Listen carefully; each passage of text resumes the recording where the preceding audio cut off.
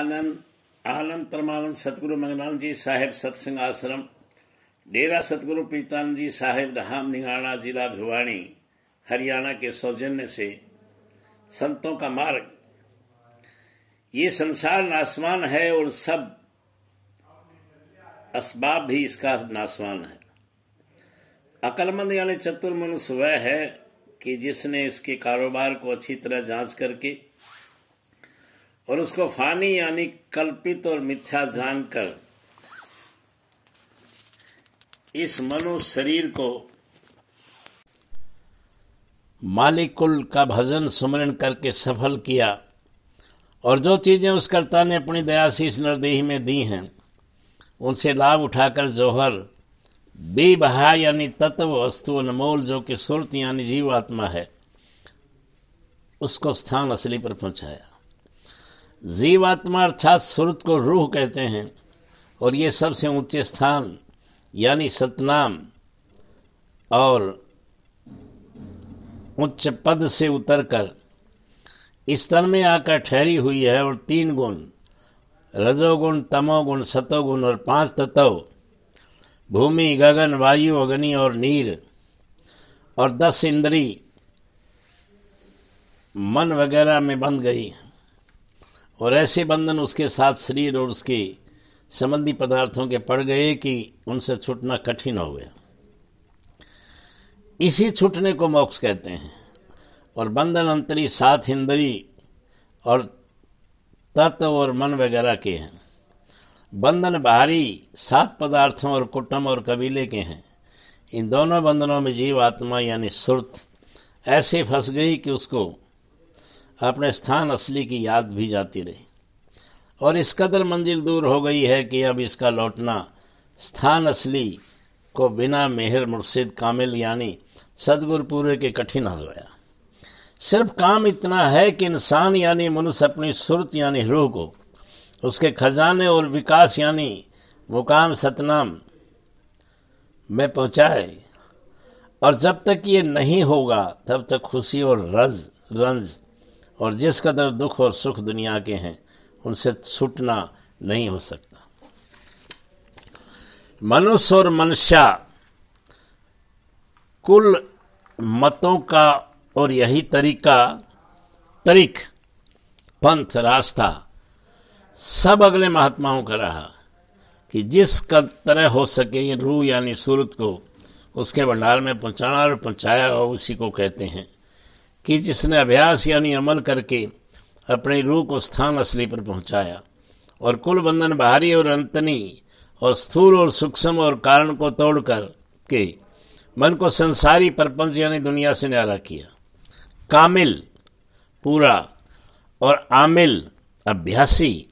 और सच्चे आशिक और प्रेमी और पूरे भक्त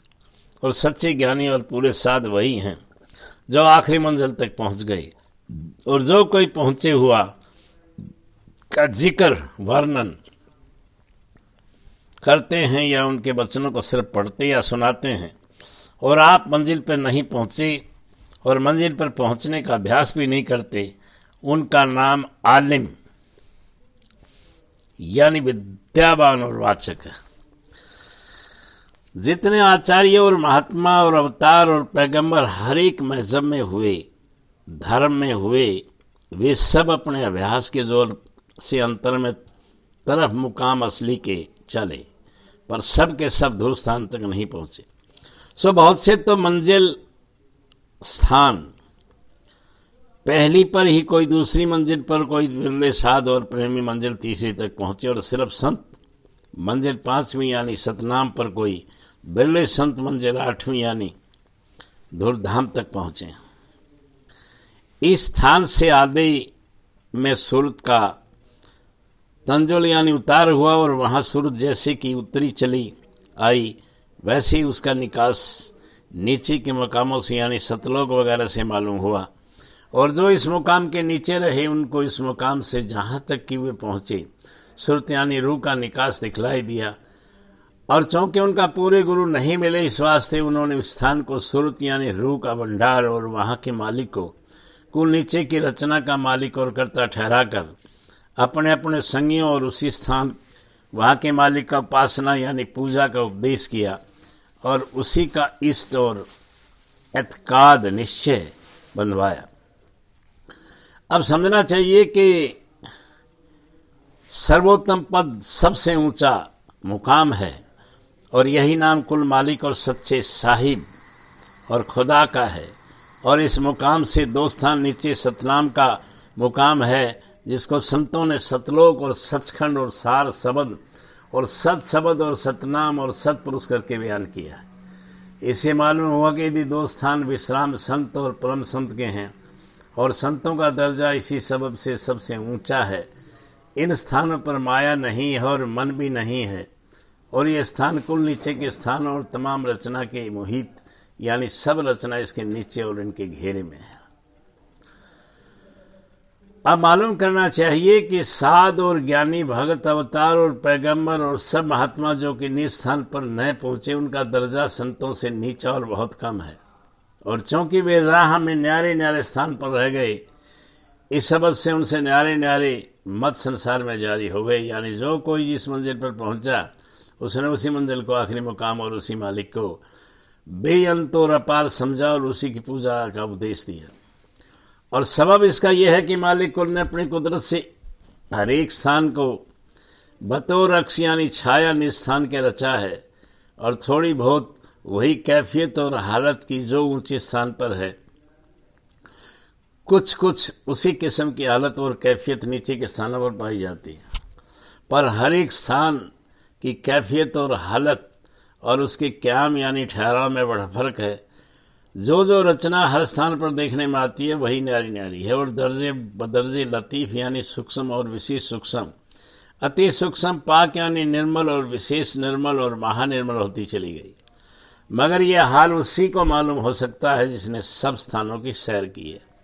नहीं तो जिस स्थान पर पहुंचा उसने उसी स्थान के मालिक के स्वरूप और प्रकाश को देखकर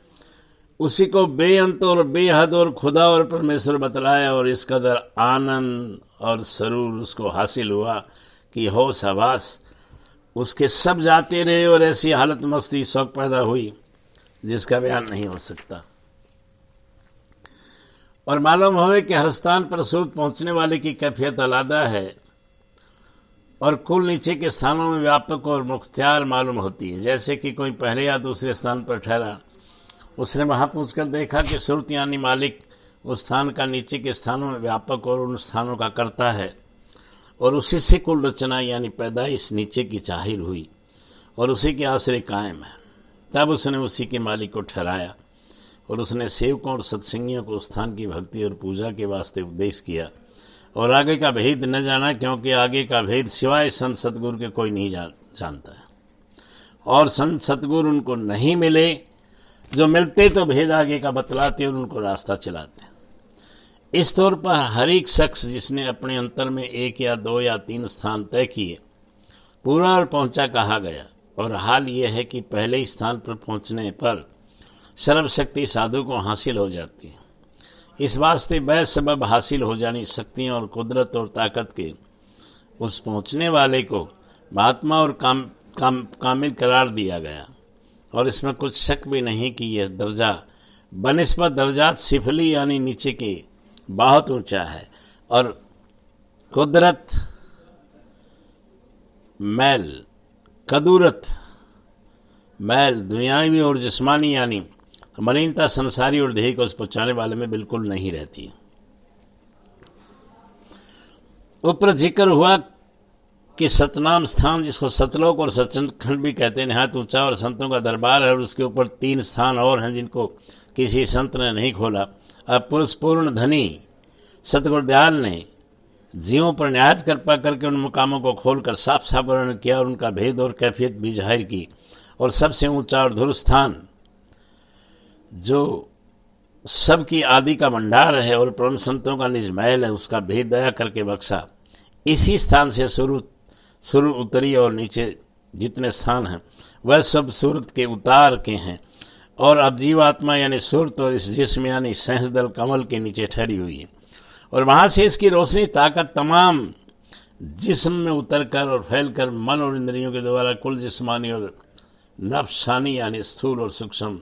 कारज दे रही है। मन दो हैं, आनंद आनंद।